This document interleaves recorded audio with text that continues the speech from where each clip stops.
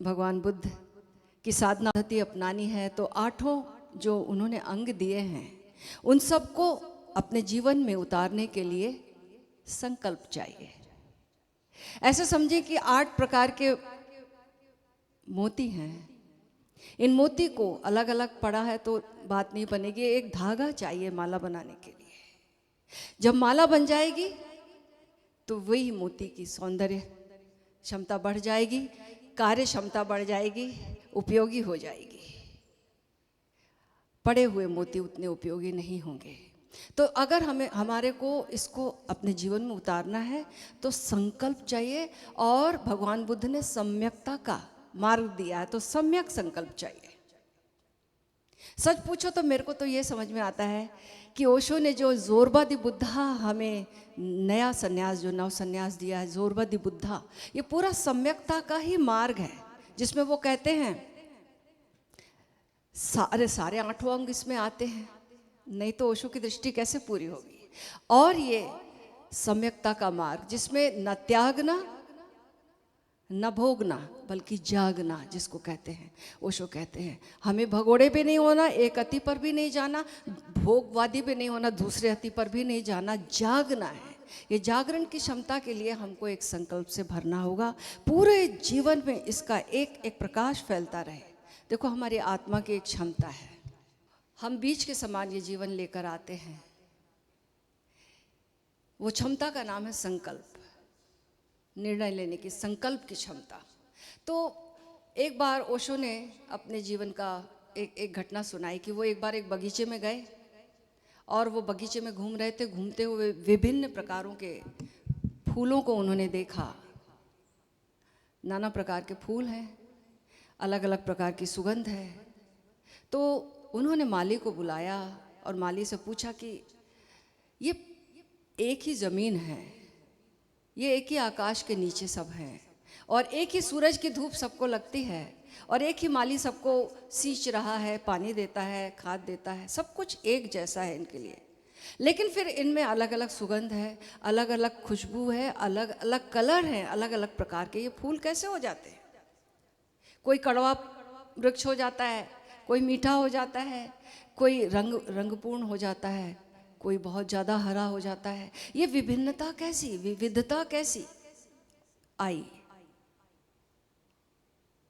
तो माली ने बताया कि ये बीज की क्षमता है, ये बीज जो चाहते हैं, जो संभावना है इनके भीतर छिपी हुई, वही इन चीज़ों से वो खींच लेते। यद्यपि अवसर सब बराबर है, सबको सब कुछ एक सा मिला हुआ है, धूप, पानी, आकाश, हवा, सब कुछ, लेकिन वो जो खींचना चाहते हैं अपने अपने मतलब की चीज़, उससे वो खींच लेते हैं। ठीक ऐसे ही हम जो होना चाहते हैं, जो हमारा संकल्प है, वही हम इस विभिन्न परिस्थितियों में से, इसी जगत में से वही खींचते हैं। याद रखना, इसी जगत में बुद्ध आते हैं, इसी जगत में महावीर आते हैं, इसी जगत में ओशो आते हैं, इसी जगत में हम भी हैं, इसी जगत में हिटलर भी आता है, इसी जगत में आतंकवादी भी आते हैं, और एक ही परमात्मा सबको सब कुछ दे रहा है। लेकिन अपने अपने ढंग से सब लोग जो हम चाहते हैं वही हम खींच रहे हैं। ये जो खींचने की जो शक्ति है, ये जो ग्रहण करने की जो शक्ति है, ये विल पावर, हमारी इच्छा शक्ति, हमारी संकल्प शक्ति है। तो इस संकल्प शक्ति को हमें सही दिशा जब हम देते हैं, इसको हम सम्यकता कहते हैं। ये शक्ति जिद की ओर ना जाए, ये शक्ति मूर्छा से उत्पन्न संकल्प की ओर ना जाए, ये यहाँ पर सम्यकता हमें चाहिए। ये सम्यकता कैसे हो, ये संकल्प हमारे भीतर कैसे पैदा हो, और ये संकल्प क्या है और ये क्या करता है। एक बार एक जगह पर, वो जगह है इंग्लैंड की कोई, वहाँ पर एक स्कूल में एक प्रयोग किया गया। एक साइकोलॉजिस्ट ने एक प्रयोग किया कि विद्यार्थियों को देखना चाहता था कि कितने संकल्पशील हैं ये विद्यार्थी। बच्चों की क्लास थी, उन बच्चों को बहुत ही, जो बच्चों को प्री चॉकलेट होती वो दी गई, और उनसे कहा गया कि इन चॉकलेट को तब तक मत खाना जब तक हम आपको आदेश नहीं देते, ये आपकी परीक्षा है। जैसे टीचर मुड़े, साइकोलॉजिस्ट बाहर गए, कुछ बच्चों ने तो तुरंत खोला और खा लिया, कुछ बच्चे थोड़ी दूर बाद क्योंकि वहाँ पे कैमरा लगा हुआ था, वो बाद में सब देख सकते थे। थोड़ी देर रुके, खोले बंद करे, खोले बंद करे, फिर उन खा गए, लेकिन वो भी सफल नहीं। थोड़े से थोड़े बच्चे थे जो कि वेट किया उन्होंने। जब टीचर लौटे, साइकोलॉजिस्ट लौटा, तब उन्होंने आदेश जब पाया, तब उन्होंने रैपर खोला और उसके बाद चॉकलेट खाई। कैमरा चूंकि लगा हुआ था तो सबका डाटा वाटा लिखा गया कि कौन बच्चा संकल्पवान निकला। अब 20 साल बीत गए। इस साइकोलॉजिस्ट जिसने प्रयोग किया था, जो डाटा इकट्ठा किया था जिसने, उसकी बेटी भी वहीं पढ़ती थी उसी क्लास में। तो उसे याद आया, अब 20 साल बाद देखा जाए वो बच्चे कैसे हुए जो संकल्पवान थे, उनका जीवन कैसा निकला, वो देखना चाहते थे। तो सोशल मीडिया के द्वारा उनकी बेटी ने सब लोगों को इकट्ठा कर लिया, जो लोग क्लास में थे वो सब मिल गए। तो जो संकल्पवान निकले थे उनका जीवन देखा, और जो नहीं संकल्पवान थे उनका जीवन देखा। कुछ लोग थे जो बड़े इंटेलिजेंट थे, उनकी मेमोरी भी बहुत अच्छी थी, मार्क्स भी बहुत अच्छे मिलते थे, अच्छे नंबरों से पास हो रहे थे। इंटेलिजेंट होते हुए भी संकल्प नहीं था उनमें, उन्होंने चॉकलेट तुरंत खा ली थी। उनका जीवन देखा, उनका जीवन तितर बितर था। उनके जीवन में जो पारिवारिक संबंध थे वो भी अच्छे नहीं थे, उनके कार्य क्षेत्र के संबंध भी अच्छे नहीं थे, बहुत सफलता भी नहीं मिली उनके जीवन को। और जो संकल्पशील बच्चे थे, उनके जीवन में उनका परिवार के संबंध, उनका समाज का संबंध और उनकी कार्य की सफलता, वो सब कई गुनी ज़्यादा थी उन बच्चों से। ऑल्दो वो लोग इंटेलिजेंट थे, मेमोरी भी शार्प थी, लेकिन संकल्प नहीं था इनमें। इनको अच्छे इतने नंबर नहीं मिलते थे, इनका संकल्प तेज था, इनको सफलता मिली। हम केवल बुद्धि को बहुत बहुत महत्व देते हैं, लेकिन बुद्धि काफ़ी नहीं है, काफ़ी है संकल्प। और हमारा जीवन की परीक्षा में तो वही सफल होते हैं जो संकल्पवान हैं।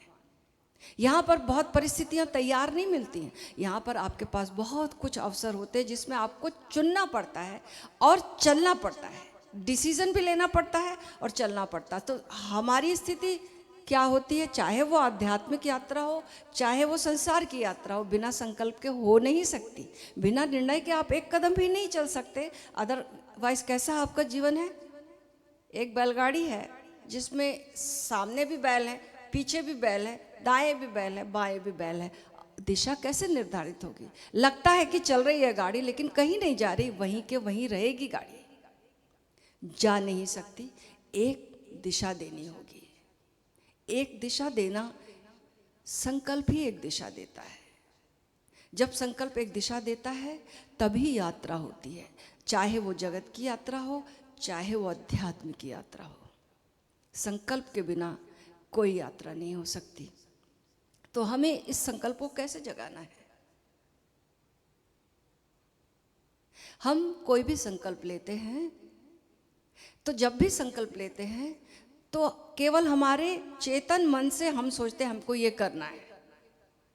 बहुत लोग आते हैं, कहते हैं मुझे वजन कम करना है, चलो यही उदाहरण ले लो, लेकिन कहते हैं, लेकिन वो थोड़े दिन होता है और उसके बाद फिर उससे भी ज़्यादा बढ़ जाता है उनका वजन। क्यों? क्योंकि उनके केवल चेतन मन से उन्होंने संकल्प लिया, वो थोड़े दिन चलने वाला है। या आप एक और छोटा सा उदाहरण ले लो, आप सोचते हो कि इतने बजे से उठना है हमें सुबह, और आपकी अलार्म क्लॉक बजती भी, आप बंद भी कर देते हो उसको और फिर आराम से उठते हो। उतना भी नहीं कर पाते हम, इतना भी नहीं कर पाते कि हमने जो भोजन जितना तय किया उसको वही लें, उससे कम उससे ज़्यादा ना लें, उतना भी नहीं हो पाता। क्यों? संकल्प तो लेते हैं हम, लेकिन वो हमारे केवल कॉन्शियस माइंड तक रहता है। और कॉन्शियस माइंड बहुत बड़ा हिस्सा नहीं है हमारा, उससे बहुत बड़ा हिस्सा हमारा अनकॉन्शियस माइंड, सबकॉन्शियस माइंड का है। वो सबकॉन्शियस माइंड तक जब तक बात नहीं पहुंच जाए, हमारा डिसीजन नहीं पहुंच जाए, तब तक वो साथ हम खंडित ही रहते हैं। हम विकल्पों में ही रहते हैं। और विकल्प क्या होता है? भगवान कृष्ण कहते हैं ना, संशयात्मा विनश्यति। संशय हमारे, विकल्प हमारे, संशय हमारी आत्मा को तोड़ता है और खंड खंड करता है। एक मनुष्य में यही फर्क है, एक मनुष्य खंडित चित्त का है और एक ध्यान करने वाला व्यक्ति, अपने भीतर डूबने वाला व्यक्ति और प्रज्ञापूर्ण जीने वाला व्यक्ति खंड खंड नहीं है, वो अखंडता की ओर जा रहा है, क्योंकि वो अपने भीतर जाता है। जहां पर अखंडता, हम जितनी अपने आत्मा में ठहरेंगे उतने हमारे भीतर अखंडता आएगी। जितने हम ध्यान में डूबेंगे उतनी हमारे भीतर अखंडता आएगी। गुरुजी तो कहा करते थे कि हम आत्मा लेकर पैदा नहीं होते, हमें आत्मा जन्माना पड़ता है। और कैसे जन्मेगी आत्मा? जितने जितने हम अवेयर होते जाएंगे, जितने जितने हम संकल्पवान होंगे, जितने जितने हम अवेयर होंगे, उतने उतने हम आत्मवान होंगे। और जितने जितने हम आत्मवान होंगे उतने उतने हम अखंड होंगे। और जितने जितने हम अखंड होते जाएंगे हमारा संकल्प मजबूत होता जाएगा। तो समझना यह है कि हम संकल्प लें, तो ओशो ने इसकी विधि दी है कि कैसे ये हमारे सबकॉन्शियस तक पहुँचे। उन्होंने विधि दी है, सांस को पूरा बाहर फेंको, बाहर रोके रहो, और तब तक रोके रहो जब तक आपका रोया रोया सांस की डिमांड नहीं करता। उस क्राइसिस की स्थिति में, उस इमरजेंसी की स्थिति में जहां रोया रोया तड़प रहा, पूरी चेतना एक हो जाती है, जागरूक हो जाती है, जागरूकता टोटल हो जाती है। और उस जागरूकता में जब हम कोई संकल्प लेते हैं, कोई निर्णय लेते हैं, तो वो हमारी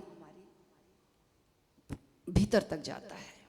उसमें हमारा भाव भी शामिल है, उसमें हमारी बुद्धि भी शामिल है, उसमें हम अखंड रूप से शामिल हो जाते हैं, और वही संकल्प फिर पूरा होता है। और याद रखना, संकल्प को पूरा करने के लिए छोटे छोटे संकल्प लेना। बहुत बड़ा संकल्प मत ले लेना जो कि कर ही नहीं पाओ। छोटे छोटे, मान लो कोई, यही समझ लो कि एक दिन ले लो कि 2 घंटे आज भोजन नहीं करना है। बिल्कुल छोटा संकल्प है। कितना भी कुछ, कोई भी परिस्थिति आ जाए, मुझे 2 घंटे भोजन नहीं करना। ये छोटा सा संकल्प, इसको पूरा किया जा सकता है।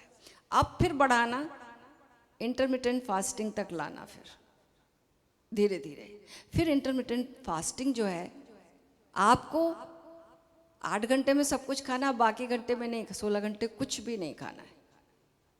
और जब आप इसमें सफल होगे तो आपके भीतर एक आत्मा पैदा होगी। आप देख पाओगे कि आप अपने बीइंग से जुड़ गए हो एकदम, और उस आपके भीतर वो आत्मा और बलवान होती है, आप और आत्मवान होते हो। और जब भी हम निर्णय लेते हैं, तो निर्णय लेने की एक तो हमारा केंद्र है आज्ञा चक्र, और दूसरा, क्योंकि संकल्प में 2 चीज़ों की ज़रूरत है। एक है निर्णय लेना, डिसीजन लेना, और दूसरा अब डिसीजन लेने पे चलना इस पे, तो उसके लिए साहस चाहिए। और साहस हमारा नाभि केंद्र है, यहाँ पर साहस है। तो कैसे अपने नाभि केंद्र को, कैसे अपने मणिपुर चक्र को हम मजबूत करें, कौन सी एक्सरसाइज करें, कौन सा प्राणायाम करें, क्या जीवन शैली अपनाएं जिससे कि हमारा मणिपुर चक्र जो है स्ट्रांग होता है, नाभि चक्र मजबूत होता है। गहरी सांस, विभिन्न प्रकार के आसन, सूर्य नमस्कार, जो भी मणिपुर चक्र को प्रभावित करता, नाभि चक्र को स्ट्रांग करता है, वो करना। और फिर उसके बाद सुबह उठते हो, सूर्य देखा क्षण भर को, उसके बाद भीतर उसी का हमने त्राटक किया, तो हमारा फिर आज्ञा चक्र स्ट्रांग होता है। तो ये 2 चक्र जब मजबूत होंगे हमारे, तब हम अपने संकल्प में सफल होंगे। और याद रखना, जब संकल्प ले लिया है तो अब चलना है, मत डरना गलती से। ओशो कहते गलतियां कर सकते हैं हम, एक बार एक गलती हो सकता है, हमारे संकल्प में कुछ गलती हो सकती है, हम चलें और ना भी सफल हो, गलती भी हो सकती है, तो कोई बात नहीं। उस नहीं सफल होने से, उस असफलता से हम सीखेंगे कि कौन सी चीज़ थी, कौन सा फैक्टर था जिससे ये परिणाम पूरा नहीं हुआ, हम वांछित परिणाम नहीं आ पाया। हम संकल्प लें, संकल्प लिया, उस पर चले, साहस से चले। और जब हम चलते तो हम निर्णय लेते, चलते हम और आत्मवान होते हैं। तो संकल्प को जगाना, संकल्प के मार्ग पर चलना। और बहुत थोड़े से लोग हैं जो इसको पूरे जीवन शैली पर अपनाते हैं। हर इस शैली को छोटे छोटे कामों में अपनाना पड़ेगा, याद रखना। कोई बड़ा काम नहीं है, कोई बड़ा उद्देश्य लोगे ऐसा नहीं, छोटे छोटे आपके कार्य करने के तरीकों में अपने संकल्प शक्ति को जोड़ना पड़ेगा, तो बात बिल्कुल ही बदल जाएगी। फिर आप एक दूसरे ही व्यक्ति हो जाओगे, जिसको कि जैसा ओशो चाहते हैं हमें वैसे हम हो सकते हैं। फिर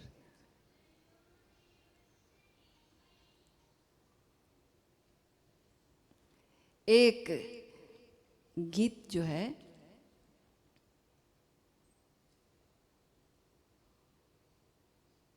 गाएंगे सब।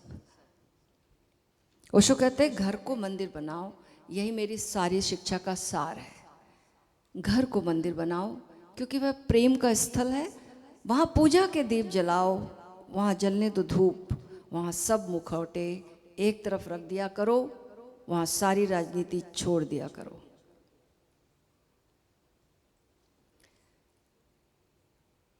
घर को मंदिर बना लीजिए,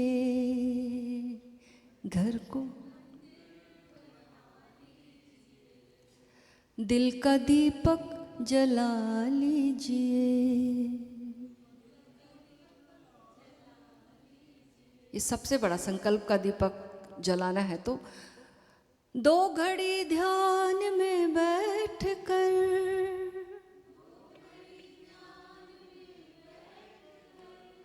2 घड़ी ध्यान में बैठ कर मन के बादल हटा लीजिए,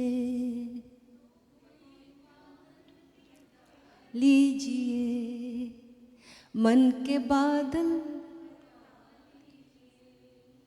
हर घड़ी खाक करके न रख,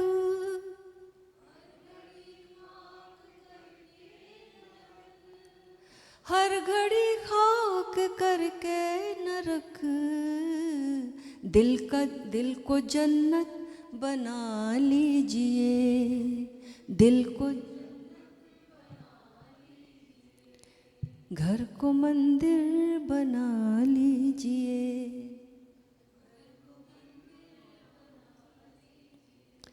जो भी दुश्मन लगे प्रेम से,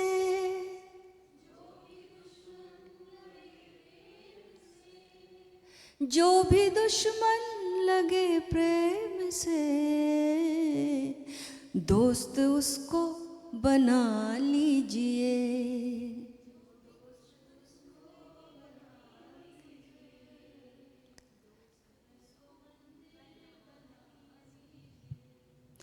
कर्म को पूजा कर्म स्थली को,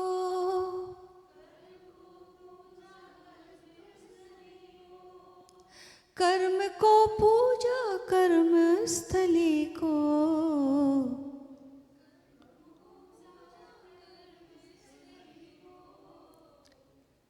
तीर्थ स्थल बना लीजिए।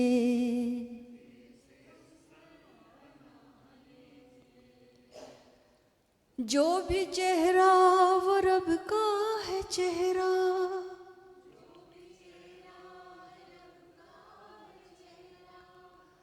इसको सुमिरन बना लीजिए।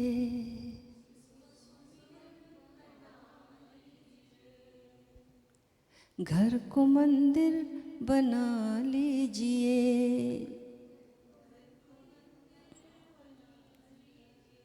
दिल का दीपक जला लीजिए।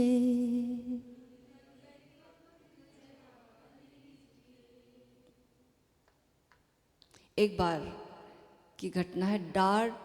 जॉर्ज डेटिंगटन एक गणितज्ञ हुए हैं।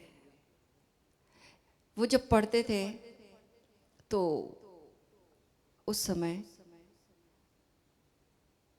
क्लास में उनकी झपकी लग गई और जो प्रोफेसर थे वो कोई सवाल हल करने के लिए उन्हें लगा कि दिया है उन्होंने, क्योंकि चूंकि इनकी झपकी लग गई थी तो प्रोफेसर ने वो 2 सवाल ब्लैक बोर्ड पर लिखे थे। इनको लगा कि ये होमवर्क दिया है और ये तुरंत लिखने लगे। जैसे ही झपकी खुली और ले गए और हल करने की कोशिश करने लगे। करने के लिए काफ़ी टफ मामला था। लाइब्रेरी में गए, किताबों का सहारा लिया, तरह तरह की ढूंढी सब चीज़ें, और वो अंततः सफल हो गए। ये जो मैथमेटिक्स लिखा हुआ था ये इन्होंने हल कर लिया पहले। और जब वो क्लास गए तो उन्होंने पूछा कि सर आपने उस दिन जो होमवर्क दिया था उसकी चर्चा नहीं की, आपने पूछा नहीं। तो टीचर ने कहा, प्रोफेसर ने कहा कि मैंने वो जो होमवर्क नहीं दिया था वो तो मैंने 2 सवाल लिखे थे जिसको आज तक किसी ने हल नहीं किया है। चूंकि इनकी नींद लग गई थी, इन्होंने ये नहीं सुना था कि ये किसी ने हल नहीं किया, तो ये अपने भोलेपन में इसको हल करने के लिए लग गए और इन्होंने हल कर लिया। अगर इन्होंने ये बात सुन ली होती, इनकी नींद नहीं लगी होती, तो वो कभी हल नहीं कर पाते। क्योंकि कई चीज़ें जो हम जीवन में नहीं कर पाते, हमने सुना है कि हम नहीं कर सकते, इसने आज तक किसी ने किया नहीं इसको। यही बात संसार में लागू होती है और यही बात अध्यात्म में भी लागू होती है। गुरु बताते हैं कि बहुत कठिन है, बड़ी तपस्या, ये वो बहुत कुछ करना पड़ेगा। आज तक थोड़े से लोग, लेकिन ओशो आए, ओशो ने सबको याद दिलाया प्रणाम करके सबको कि मैं तुम्हारे भीतर बैठे परमात्मा को नमन करता हूँ, मेरे प्रणाम स्वीकार करो, क्योंकि तुम भी वही हो। उन्होंने इतना याद दिलाया हमारी संभावना को, तुम वही बीज लेकर पैदा हुए हो। उन्होंने कहा, मेरे हमदम, मेरे दोस्त, मेरे साथी, मेरे मीत, मेरे हम सफ़र, इतनी गरिमा दी। उन्होंने कहा कि मैं अपने सन्यासियों को कोई नियम नहीं देता, एक ही नियम देता हूँ, ध्यान, जागरण, बस यही नियम काफ़ी। आचरण नहीं, जागरण देता हूँ। कितना सम्मान दिया उन्होंने, कितना हौसला दिया उन्होंने। हम सब कितने सौभाग्यशाली शिष्य हैं। उन्होंने जो हौसला हमें दिया है, उन्होंने जो हमें पल प्रतिपल जागरण दिया है और इतना अथाह प्यार और करुणा दी है, जो कि हर शाम को अपनी उपस्थिति का वादा करके चले गए। इससे ज्यादा क्या हो सकता है? तो अपने भीतर खूब गहरा संकल्प बनाएं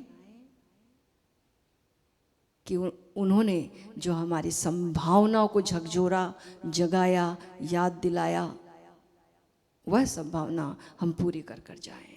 जिसके लिए हमें ध्यान, ये 8 अंग साधने होंगे। हमें सम्यक दृष्टि अपनानी होगी, जगत को वैसा देखना होगा जैसा है, कथाओं के थ्रू नहीं देखना होगा, अपने फिक्शन के थ्रू नहीं देखना होगा, अपने पक्षपात भरी दृष्टि से नहीं देखना होगा। सम्यक जागृति, जागरण में जीना होगा, रिएक्शंस में नहीं, एक्शंस में जीना होगा। हमें जो करना चाहिए वह करेंगे, किसी के करने के बदले में नहीं करेंगे, प्रतिक्रिया में नहीं, क्रिया में रहेंगे। ये सारे जो 8 अंग उन्होंने दिए हैं, ध्यान, व्यायाम, सम्यक वाणी, सम्यक कर्म।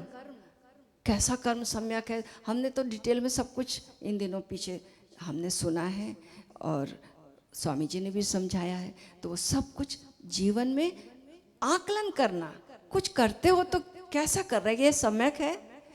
कुछ व्यवहार किया तो कैसा किया, ये हमारा अपने आत्मा से निकला था, अंतःकरण से निकला था, या किसी की रिएक्शंस में, किसी की करने के बदले में निकला था। ये सारी चीज़ें हमारे भीतर जागरूकता को बढ़ाएंगी।